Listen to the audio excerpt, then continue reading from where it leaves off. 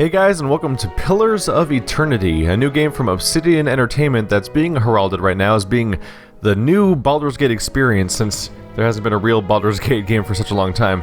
Now, I'm interested in this game because I've been wanting to play a Baldur's Gate game for a long time because I didn't when they were new, but those games just look so unfortunate for the way that they're represented on screen, and the HD versions didn't really alleviate what the issues I had with that. So the idea of a brand new game much more appealing to me. I would normally be intimidated by the fact that this game comes from a subgenre that I don't have nostalgia and history with, because it's just sort of a type of thing I didn't play so much. But they do claim that in some ways it's a bit streamlined or a bit more sane in its design. And I don't know. Let's just try a reboot of an old genre, even though I'm sure other games are being made in this genre anyway. It worked for Legend of Grimrock. I jumped right into that and it was great, and I never played the original thing either. So what settings should I play in? Normal difficulty requires strategy and efficiency, but forgives a few mistakes in combat. Is not recommended for newcomers to real-time party-based RPGs. I'll try it. I'll try normal mode. There's a lot of scary modes here, like hard mode, fuck you, and Path of the Damned, are you kidding me? And stuff like that. Path of the Damned difficulty, enemies receive a bonus to most stats and encounters and have many more enemies. Warning, this option can't be changed in-game. It is only intended for players who want the most punishing encounters. Expert mode disables helper features. They have to rely on their own faculties to survive. Trial of Iron, only one save file, that kind of stuff. So there's a lot of replay value here. Actually, same difficulty levels and structure there as the new XCOM game, basically. I'm going to stick to normal. Some people like that I played certain games in harder modes, but I don't want to completely overwhelm myself and make a fool of myself here, because this is new ground for me, but I'm looking forward to it. I assume we're going to make a party.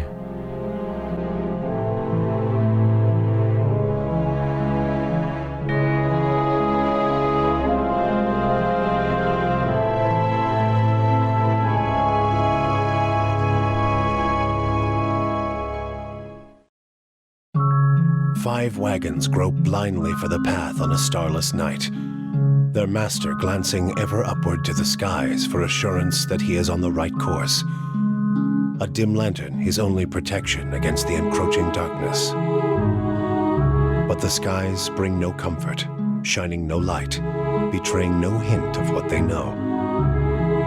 The caravan carries travelers bound for the frontier hamlet of Gilded Vale, you among them, where a local lord has offered land and wealth to settlers from abroad looking for a fresh start.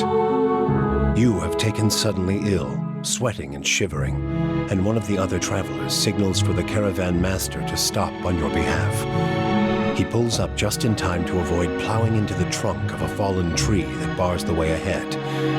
You will go no further tonight.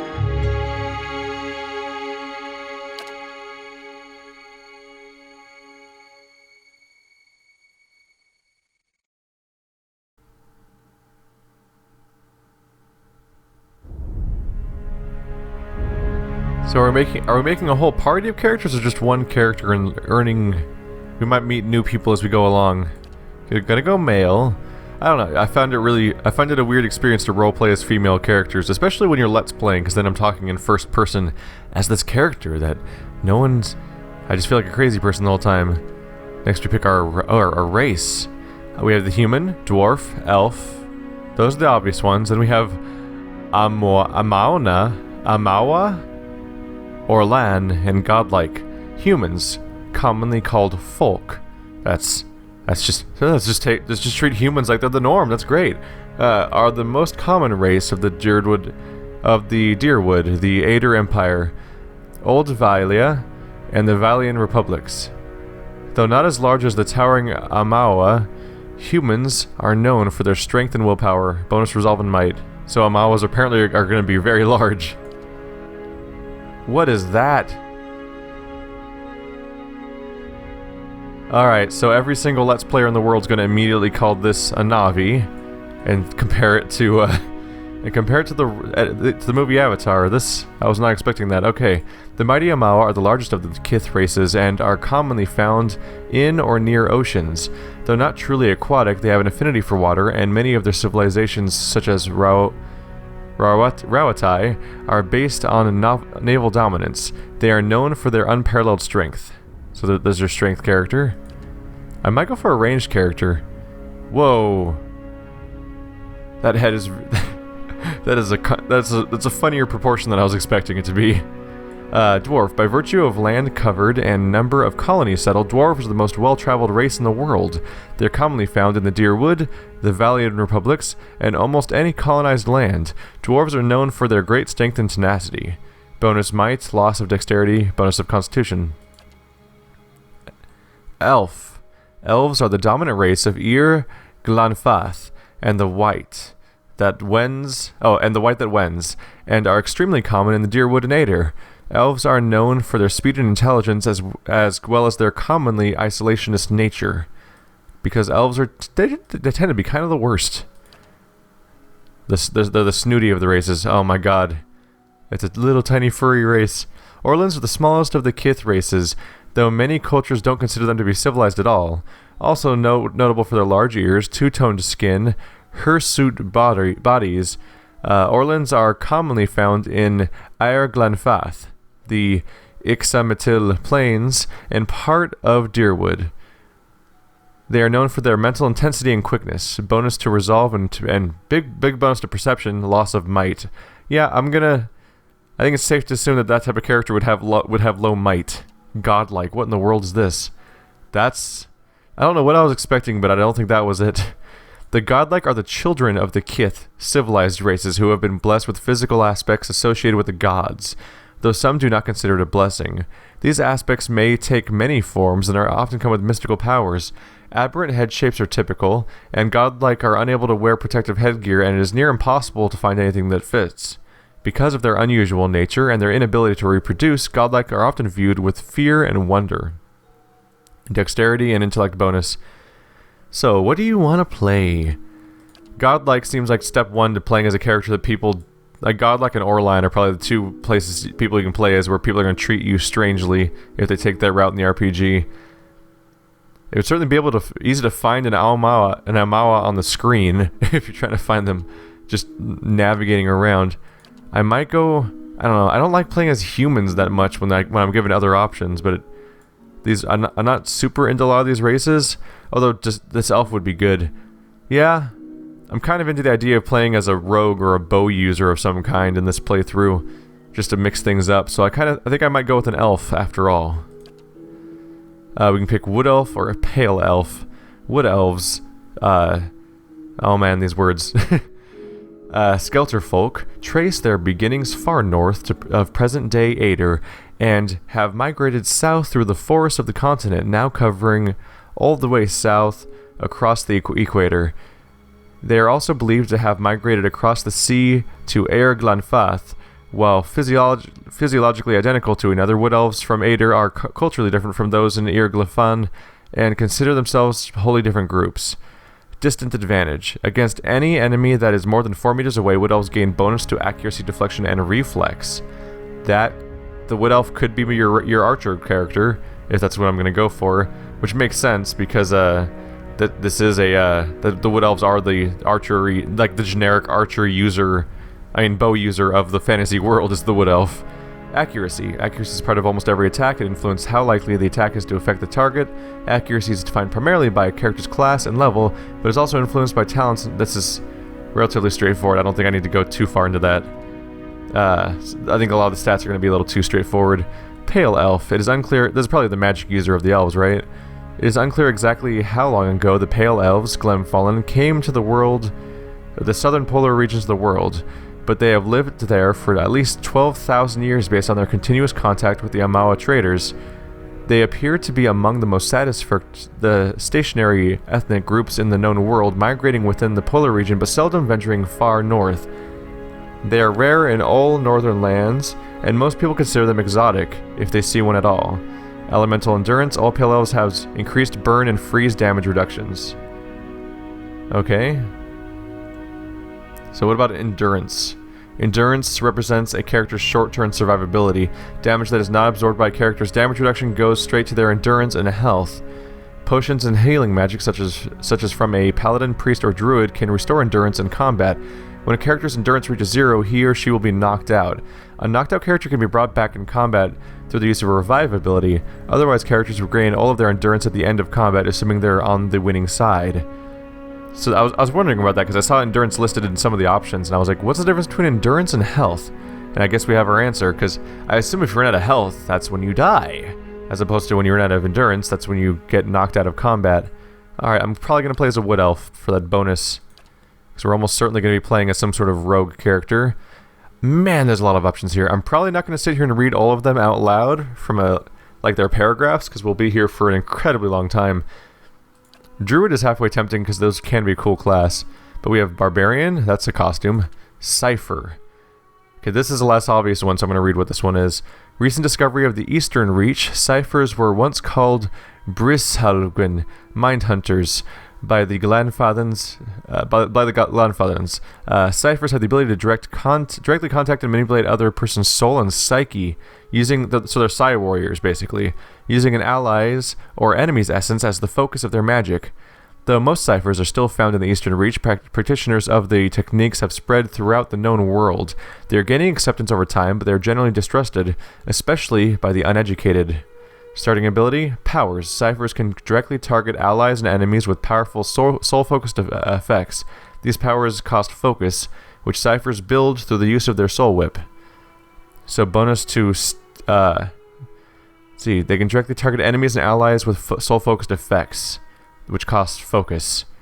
That's just a little frustratingly vague. They can target people with effects. Maybe they're like a buff and debuff character, like a warlock in many games. Their soul whip. That's just an interesting thing to say. Bonus to stealth, lore, and mechanics. That's an interesting character. Yeah. Anything that's brand new is interesting to me, but because Ranger's the obvious one that I'd be going towards most likely. Paladin, I'm sure they do exactly what we think they do. High defenses. They have probably like holy abilities. Fighters are just barbarians that know how to use equipment and armor better generally. Wizard, pretty straightforward, I'm sure. Yeah, Arcane Assault is their attack. That's what you'd expect. Chanter, this is probably a cleric. Phrases and chants. All chanters can continuously speak chants made up of magical phrases. Make passive effects, invocations, powerful magic abilities that chanters create after they've spoken. Huh. I might still stick with Ranger just to be straightforward about it. I'm sure I'm going to get a party of characters and I'll be able to experience stuff through them. But I'd like to be able to understand my character a bit better. Although Druid's always tempting. My favorite D&D character ever was a Druid, and the sheer versatility of this class tends to be pretty absurd, even if they aren't the best at anything sometimes. So they can shapeshift and they can cast spells of the natural tendency. It also makes sense to be one as an elf, generally. That's not a terrible option for an elf, just because it fits with the story generally. They tend to be one of the people that are likely to become one. Monk, those are martial artists. Pretty much what you expect there. Transcendent Suffering. When monks have no weapons equipped, their unarmed attacks are exceptionally powerful, and they continue to increase in damage as they gain levels. My last time I played as a monk in D&D, I definitely went the no weapons route. Priest, alright, there's our healing character. So this would be more of our cleric, probably. This probably had, yeah, they have healing abilities. Rogue is a rogue. It's the sneaky, stabby character that you've seen in every game ever. Probably gonna go with Ranger just so I can understand what I'm doing, and because I'm gonna be learning so many new mechanics throughout this. I think having a class that I can be grounded with is probably gonna help me. Rangers are warriors of the woodlands and masters of the hunt, always partnered with the soul-bonded animal companions. They can be found in wild spaces all over the world. As their lifestyles often tend towards independence and isolation, it is rare for rangers to become an integral part of a large fighting force, though they are often employed as scouts and guides. Starting ability, Animal Companion. All rangers share a strong bond with an animal companion. The companion fights as the ranger's command, and is extremely valuable for its ability to run interference. Animal companions don't do much damage, but they have a high damage reduction. The link between the ranger and the companion is powerful. If one goes down in battle, the other suffers as well. They get bonus to stealth and survival. They have low endurance, high health apparently. That's actually a bit of a surprise. Very high accuracy and high deflection. I'm going for it. Alright, we can pick abilities here. Only one though. Wounding shot. As he or she would with fleeting prey, the hunter aims for a spot that would slow the target and enemy's progress, hobbling the target and inflicting raw damage over time to it. You can do it twice per encounter. Oh, this we're going by Pokemon rules. How many times you can use an ability per encounter? That's an exceedingly rare way of approaching it. Maybe it's common in this genre though. Average speed, it interrupts for half a second, which is average apparently. Hobbled for 10 seconds versus fortitude. Oh, that's the roll you have to roll against, because in D&D, everyone has saves, which is a stat that you can roll. You have to roll against in order to defeat. It's like it's a resistance chance basically. So we have it does normal damage, it looks like, and it slows somebody. Marked prey designates a single target as prey, giving the ranger and animal companion a damage bonus against that target. Do it once per encounter. Effect for 30 seconds. How much damage? That's just going to define damage for me. That's not what I'm really looking for. It's not going to tell me how good it is necessarily. I'm going to go with marked prey. That's a pretty straightforward approach though. Do more damage. I don't know. Slowing someone could be handy. Let's look into the specifics of hobbled. Oh, reduced dexterity, reduced movement, and reduced reflex. That is an all-around debuff that makes them more vulnerable, on top of just being slower. And it lasts 10 seconds. It's hard to make a first call. I'm gonna go with wounded shot. I think if I'm in trouble, this will help me out. Oh god, the companions we can pick from. Antelope. Naturally superior defenses. Bear. High damage reduction, giving them protection from all sorts of damage. Bear is probably a great companion because it's probably very hard to kill. Out of this list, I'd probably default to either bear or wolf just for being cool animals to have around. Boars apparently enrage and do more damage when they are at low endurance. Lion companions can terrify enemies. Stags do extra damage in an AoE, probably because of their horns. Wolf companions do high damage, but can more easily avoid disengagement attacks. So that means they're more tenacious, I assume.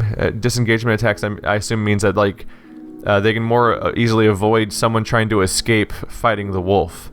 So I guess the bear is hard to kill, but you might have to worry about your enemy escaping the bear.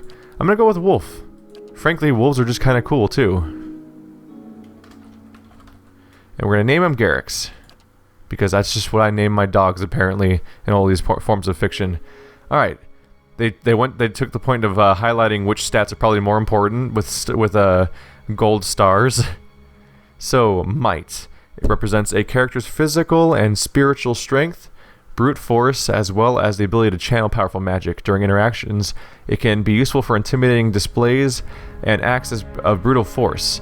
In combat, it contributes to both damage and healing as well as fortitude defense. Highly recommended for Ranger. We have a might of 10. So, let's see. Can I take it back? I can. Okay, so 1 point in this will give me 3% damage and healing, 2% and 2 fortitude. And it looks like it's a linear progression. Constitution, bonus endurance and hit points, only 3%. I'm hopefully not getting hit so much. Dexterity, looks like I get 10, but I get a bonus 1 for being an elf, so I already have a 3% bonus to my speed and reflexes. Reflex, I assume, is my ability to dodge. Allows characters to dodge out of the way of physically harmful AoE attacks. Explosions, bolts of lightning, is defined in the character's class, blah blah blah. So yeah, it's my evasion. I have an evasive ability and attack speed. So I need both might and dexterity if I want to do damage and attack fast. Perception, not a terrible stat to have because of it. It'll help me notice things. Perception represents a character's senses as well as their instinctive ability to pick up on details. In interactions, it can be used to catch someone in a lie, to make an observant comment about their appearance, or to notice something happening in the background. In combat, it contributes to deflection and reflex damages and grants a bonus to interrupt. I'm interested in this stat because it can be not only going to do interesting things during conversations and just have cool implications for story and lore perspectives as we go through the game, it's also a defensive stat, which is handy. And I have a bonus for Elf, so I already have plus 3 interrupt, plus 1 deflection, plus 2 reflex. Intellect. Looks like it's a bonus to AoE. Intellect represents a character's logic and reasoning capabilities and interactions. It can be useful for deduction, sudden realizations, and problem solving. In combat, it contributes to will defense and influences duration and area effect of abilities and talents. So it might be, I don't know how much AoE this character is going to have as an archer, but there might be duration abilities where it would help. For example, that hobbled effect that I chose earlier, but not necessarily a high priority class for me. Skill for me. Resolve reflects a character's internal drive, determination, fearlessness, and the emotional intensity that can project to others. It can be useful for mental intimidation, leadership, and convincing performances. In combat, it helps characters maintain concentration and contributes to the will and deflection defenses. Man, these last 3 sound like really good stats for outside of combat. Let's see. I guess I should have read more of that better, huh? I didn't. I kind of skipped through some of it. So might is physical, spiritual strength, brute force. During interactions, it can be used for intimidating displays of acts of brute force. Constitution is overall health and stamina. Not used much in interaction, but sometimes checked to withstand pain or endure physically taxing ordeals. I love the idea that we're going to have a bunch of interactions that are where my stats affect my success and failure, and we can actually do cool things. Because anything that breaks up the combat in RPG is a-okay with me. Because I love me some role-playing options, but too many games are just all combat all day, and that gets a little monotonous. Dexterity is hand-eye coordination, balance, and grace. In interactions, it can be used for sleight of hand and fast reactions. I'm sure I'll be using a lot of that because that just seems like the go-to stat for me. So, off the bat, I think I want perception, dexterity, and might. I might just split it evenly right off the bat. Do 1 perception, 2 dexterity, 2 might. Oh wait, I have 15 points. Silly me. Okay, we'll do it again. There we go. Now we're down to our last 5 points. Is it still increasing linearly? It is. Interesting. I'm still getting the same bonus to speed and damage. Do I want to add to anything else potentially? I could it wouldn't be terrible to slightly increase my intellect and resolve, because they'd give me some minor bonuses, but also could be handy during interactions. I'll give them each 1 point. Yeah, let's just give another point to everything I like. Ta-da! Someone who really theory crafts this stuff is losing their mind right now. By the way, pretty sure the entire first episode of the series is just going to be the character creator. That's part of the experience. When you play D&D, you can spend hours making your character, although part of that is because you're constantly looking up rules. That's one of the appeals of a automated video game version of character creation, is that you get to sit there and actually it just tells you what to pick. And you're like, alright, here's what these things mean. Alright, I'll pick that one. So we need to pick a culture for this character. First of all, stat bonuses. Resolve, dexterity, resolve, intellect, constitution, might, perception. So from a stat perspective, I would want might or dexterity, so the Deadfire Arpeggio or the Living Lands, but might as well read about these, of course. Aether. The Aether Empire is currently the largest and most powerful force in this part of the world. It is centered around the equator and has a tropical climate. Though the Empire has colonies in numerous areas of the world, Greater Aether god damn it, is at its heart and houses the majority of its Greater Aether is at its heart and houses the majority of its humans and elven nations. Deadfire Archipelago. There we go. I just lost my mind for a brief moment there. Consisting of the nation Nasitak. I am already biased away from this nation and all of its pronunciation issues. Nasitak. Yeah, someone's losing their mind right now because they know how to pronounce that. Consisting of the nation of Nashatak. What? Nasitak, dozens of Aoma settlements, and hundreds of lawless, pirate-infested islands that stretch along the southern sea. Deadfire is home to boreal dwarves, Amawa, and mixed variety of other races. Deadfire Archipelago is the last stop for anyone headed east. A multitude of monstrous sea creatures infest the ocean beyond, making travel virtually impossible. So are these going to be just our backgrounds or actual starting points on the map? If it's an open world like that, which I assume it is. Because if so, part of me wants to go here just because it's going to... They say, oh yeah, look at all these non-humans here. Like that could be an interesting situation to explore. The Ixomitl Plains, located to the northeast of Ir-Glanfath, the Ixomitl Plains are a large expanse of fertile savannas that are extensively farmed by human and Orlan residents. The Ixomitl culture is one of the oldest in the world, though one of the least imperialistic, having spread out little over the past several thousand years. Resolve +1. Old Valia. Once the crown jewel of the southern seas, Old Valia is now the crumbled remains of an empire of warring merchant nations, counting many humans and dwarves among the ranks. I'm already against this place. I hate merchant communities. There's always... I guess... It's not... Merchants aren't so bad. It's more political stuff that pisses me off. It's just... But merchants can be problematic too.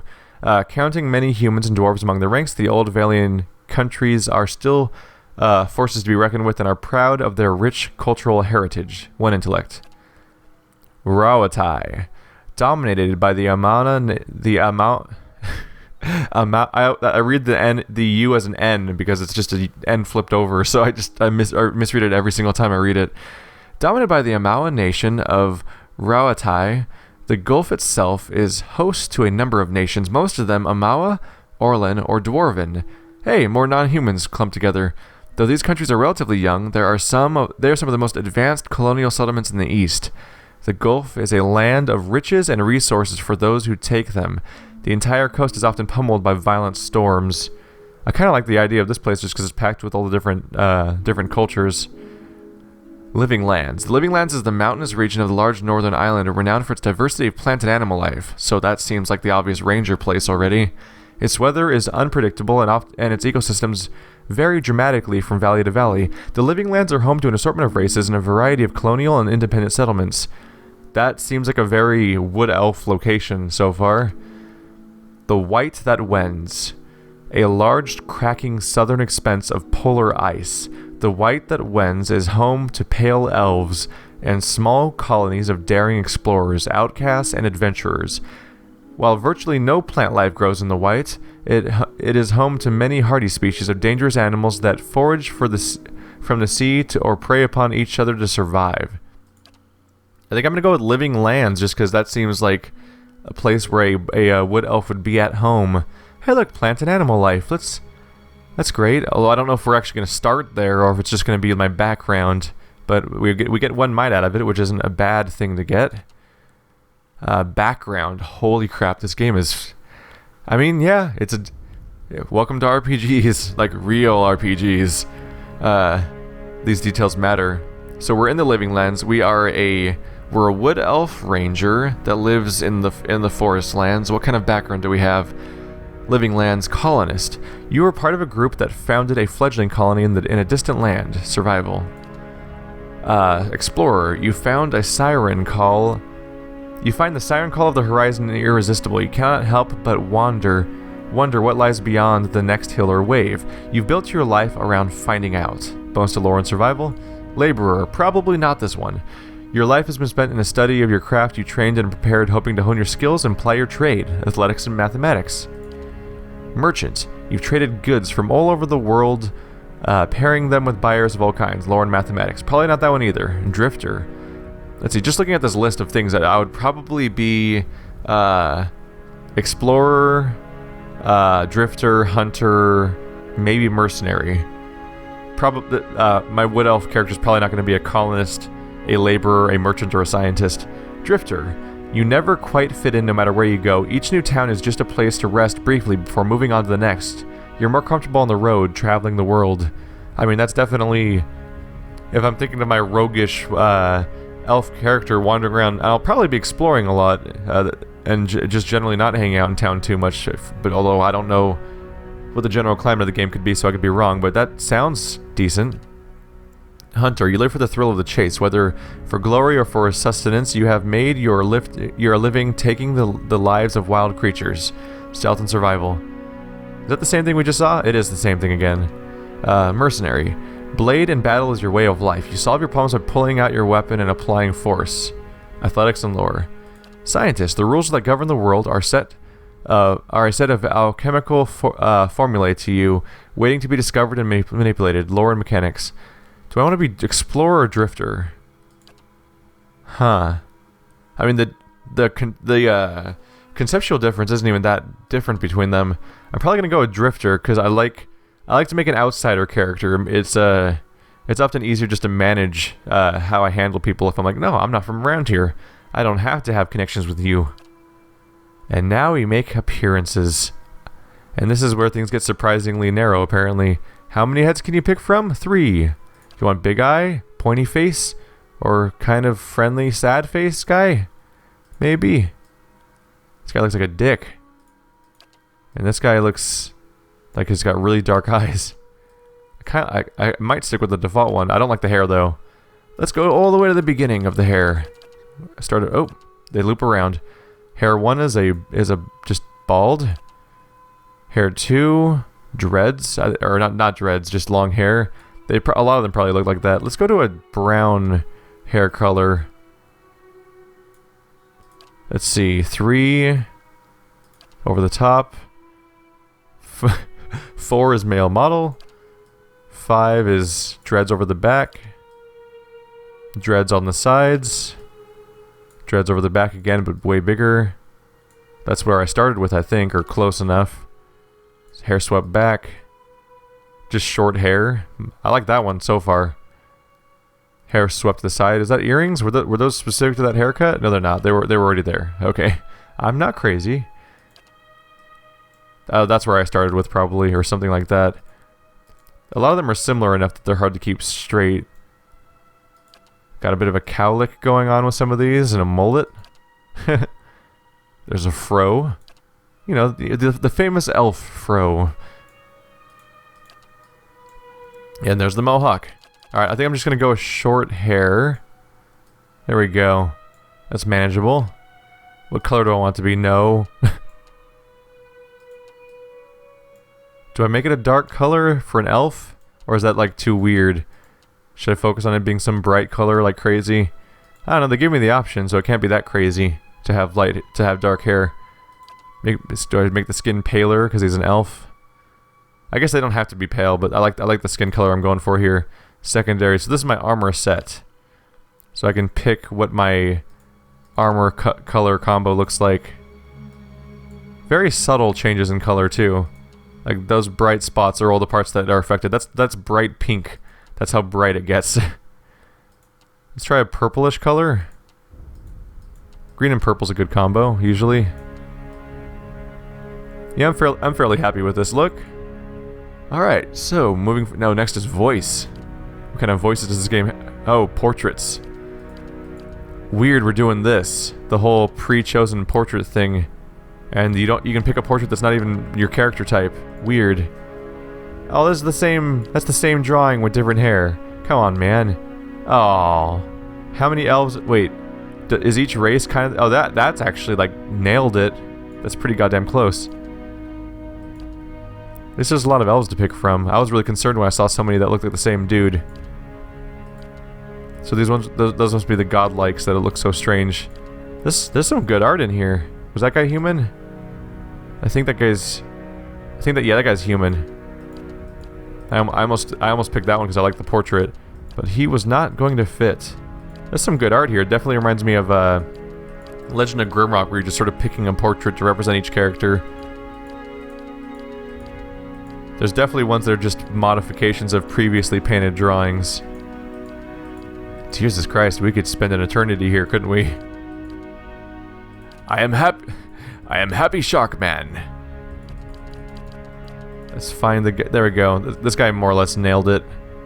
So, say hello to the face you're going to stare at for the next 12 hours, or 60 hours, or 200 hours. I don't know how long this game is. It's probably very, very long. Right off the bat, I see male, feisty. I give them a female voice. Yeah. Leading the way. A blade in the dark. I've got this. You could have no voice. That's an option. Wow. Yes. Now I am leader of the group. Steady does it. Yes. Now I am the leader of the group. Take him down. Steady does it. Leading the way. Attack! Quickly and quietly. I like that one. Huh? I knew I would. I've got this. Quickly and quietly. I shall lead us. I hate this one. I hate it. Time to see and not I don't be want to hear the seen. mystic voice ever again. Alright. And now, what do we name our brand new character? Do I just shamelessly... I need to make up a new name. I need to make up a new name. Peril it is. So we have Peril, the level 1 ranger. Alright, thanks for watching, guys, like always. And next time we'll actually start playing.